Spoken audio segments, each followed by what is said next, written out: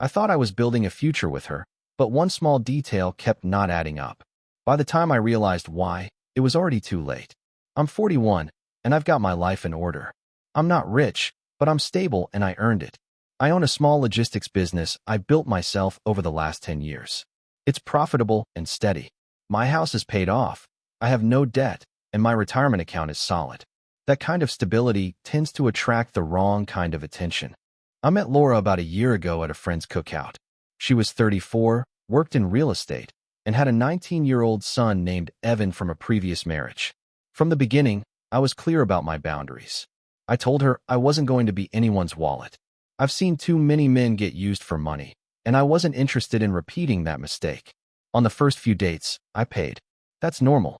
By the fourth date, I told her straight up that once we were past the intro phase, I expected things to be split evenly. She said she liked that and claimed she valued equality. No argument. But her actions didn't fully match the image she sold. She talked a lot about being independent, yet little things kept popping up. She'd forget her wallet. Her card would decline. She'd suggest expensive places, then act surprised when the bill arrived. I noticed every time. And every time, I shut it down. If she forgot her wallet, I waited while she went to get it. If her card didn't work, we downsized the order. If she picked a pricey restaurant, I redirected us somewhere reasonable. She learned quickly that those tactics wouldn't work on me. Around 3 months in, she casually mentioned Evan's college plans. He'd been accepted to a state school starting in the fall. I said that was good for him. She told me her ex-husband, Mark, was responsible for college costs under their divorce agreement. I told her clearly that Evan's education was between her, Evan, and Mark, not me. She agreed without hesitation. We kept dating. As long as money wasn't involved, things were fine. She was attractive, fun to be around, and we got along well. I met Evan a few times. He was polite enough, a little entitled, but nothing unusual for his age. I kept my distance. He wasn't my kid, and I wasn't stepping into a parental or financial role. Around month 5, she started hinting about moving in together. I said no. Too soon, and I value my space. She didn't push it. Then month 6 changed the tone. Her car needed repairs. I gave her a mechanic's number. She asked if I could pay and she'd reimburse me later. I said no. She got upset and said she thought we were serious. I told her serious doesn't mean I cover her expenses. She paid for it herself.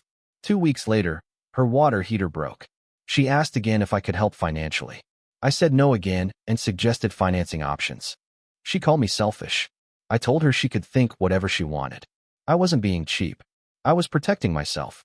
I wasn't going to set a pattern where her financial problems became my responsibility. I've seen too many good men get drained by women who don't want partners. They want providers. And I wasn't signing up for that. Every time I stood my ground, Laura would be cold for a day or two, then act like nothing happened.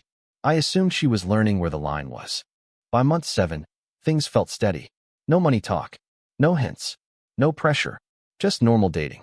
I started thinking maybe she'd finally accepted how things were going to work. That's when she brought up marriage.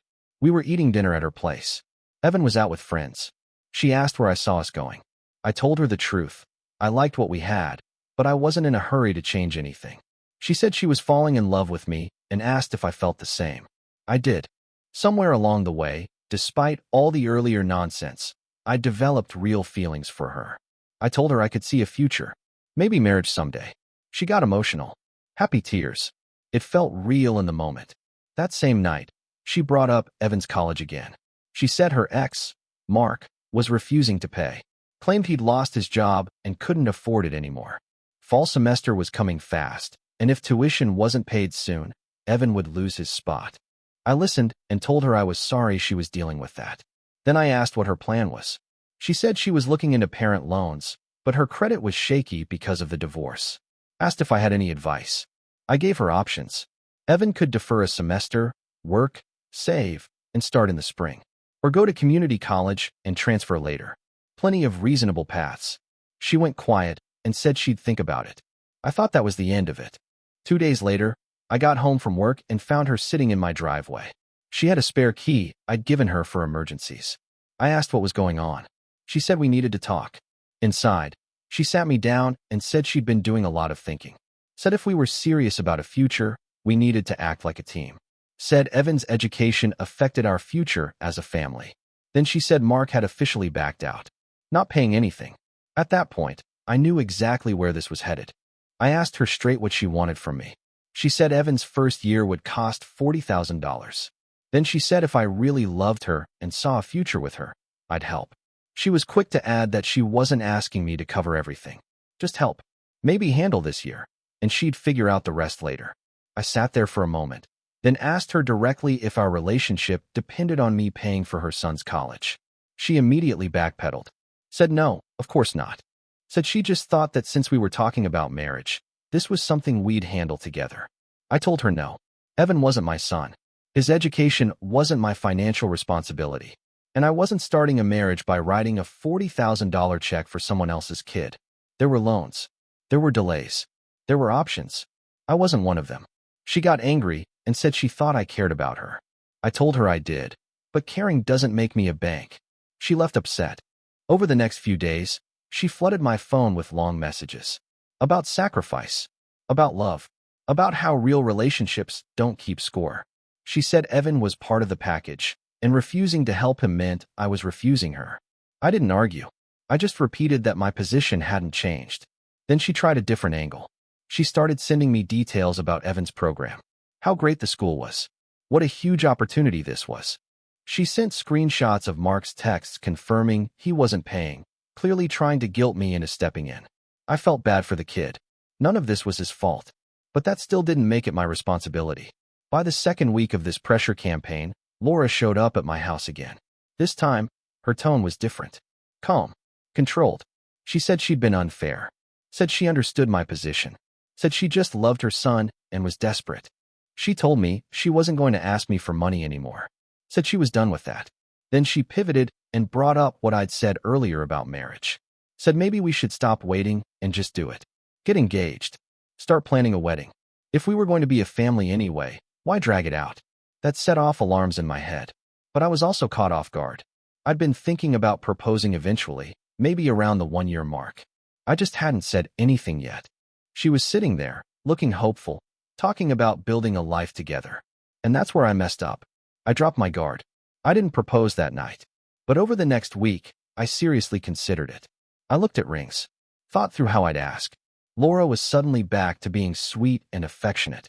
No money talk. No pressure. It felt like we'd moved past the mess. 3 weeks later, I took her to a nice restaurant by the water. I had the ring in my pocket and nerves all over the place. Halfway through dinner, I got down on one knee and asked her to marry me. The whole traditional setup. She said yes. Cried. Kissed me. People around us clapped. It felt like a big moment. When we got back to her place, she immediately started talking about the wedding. She wanted it soon, maybe 4 months out. Said she'd always wanted a spring wedding. I was fine with that. By then, we'd been together close to 10 months. The wedding would put us past a year. That felt reasonable. Then she said it, almost offhand, that she was relieved we were getting married because now Evan's college situation could finally be handled. I asked her what she meant. She said now that we were engaged, we were basically family. And she knew I'd come through for Evan. Said the tuition deadline was about 6 weeks away and she'd been stressed, but now everything would work out. I just stared at her. I asked her directly if she'd said yes to my proposal because she thought it meant I'd pay for college. She laughed and said no, of course not. Then followed it up by saying that being engaged meant we were a team, and teams help each other. She said $40,000 was nothing compared to what we'd spend over a lifetime together. Then she casually mentioned she'd already told Evan the good news, that his stepdad was going to make sure he could go to school. That's when my chest went cold. I asked her when she told him that. She said earlier that afternoon, after I texted her to wear something nice to dinner. She said she'd figured out I was proposing. So she knew. Before I even asked. She told her son I was paying for college, accepted my proposal, and all of that was already decided in her head. I asked her what would have happened if I proposed, and still said no to paying. She got defensive. Said that wouldn't happen because I loved her and Evan. Said I was being paranoid. I stood up and told her I needed to leave. She tried to stop me. Said we still needed to talk about the tuition payment. I walked out. I drove home and didn't sleep at all. I spent the entire night replaying everything. Every time she'd asked for money. Every time I'd said no. Every time she backed off. Only to come back later with a new angle. This was just another angle. Same play, longer con. The next morning, Laura called and asked if I'd had time to think. Then she asked when we were going to the bank to handle the tuition payment. Said the deadline was getting close. I told her to come over. She arrived within the hour, smiling, excited, like she already knew how this was going to end. I handed her the ring box. I told her the engagement was over. She looked confused and asked what I meant. I told her exactly what I meant. We weren't getting married. The whole engagement was a setup to get money for Evan's college, and I wasn't playing along. She panicked, started crying, said I was wrong, said she loved me and the timing was just bad luck. So I asked her straight, would she have accepted my proposal if I had already made it clear, no exceptions, that I wasn't paying for college? She hesitated. That pause told me everything. She tried to recover, said yes, of course she would have. It didn't matter anymore. I told her to leave. She refused. Said we had to work it out. Said Evan was counting on this. I told her Evan was her responsibility, not mine. She called me heartless. I told her she had 10 minutes to get out of my house, or I'd call the police for trespassing. She left screaming about what a terrible person I was. The next few days were chaos. Texts, voicemails, emails, all saying the same thing, that I was ruining Evan's future, that I'd made a commitment, that this was my fault. I blocked her number. Then her friends started reaching out. Mutual friends, calling me cruel, saying I led her on, saying I was punishing a kid for his mother's mistakes. I explained the situation to the people I actually cared about. Most understood. A few didn't. I cut those people out too. Laura showed up at my job. Security escorted her out. Then she sent Evan to my house. I didn't answer the door. He stood outside yelling that his mom said I promised to pay, that he was losing his spot, that I was ruining his life. I felt bad for him, genuinely. But his mother put him up to it, and I wasn't engaging. 2 weeks after ending the engagement, Laura sent me a long email. Apologized. Said she handled things wrong. Said she should have been more direct. Promised that if I helped with this one thing, she'd never ask for money again. Said we could even delay the wedding. Just please help Evan. I didn't respond. The next day, I did something I'd already been considering. I moved up some time off I'd planned for later in the year and booked a 3-month trip through Europe. Flights, trains, hostels, some nicer places too. I used the money I'd been setting aside for the wedding. About $45,000 all in. I posted one photo online. Me at the airport with a backpack. Caption said I was taking time for myself. See you in 3 months. Location tagged, departing for London. My phone blew up. Laura somehow got around the block. Left a dozen voicemails. Her friends messaged me. Evan sent a long rant. I turned my phone off, boarded the plane, and didn't turn it back on until I landed. That was 2 months ago. Since then, I've been moving around Europe, London, Paris, Amsterdam, Berlin, now Prague. It's been incredible.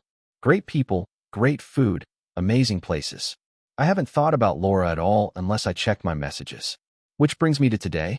I was sitting in a cafe, connected to Wi-Fi for the first time in days, and decided to check my voicemail. About 30 messages. Most from Laura. A few from her friends. 2 from Evan. The latest one from Laura was a mess. Crying. Barely making sense.